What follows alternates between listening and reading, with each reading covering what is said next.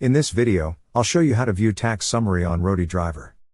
If you're not yet signed up with Roadie or other gig platforms, we'll include helpful links in the description below. To start, open the website drive.roadie.com, then enter your email address and password on the field provided. Once entered, click on Sign In. A 6-digit code will be sent to the number you have provided. Enter it on the field provided. Once you're signed in, you will see several tabs at the left side of the screen. Click on the tab that says Tax Information. That's how you view your tax summary on Roadie driver. Thank you so much guys for watching, and if you have not yet subscribed to our YouTube channel, please subscribe to our YouTube channel as we create tech videos related to financial apps almost every day.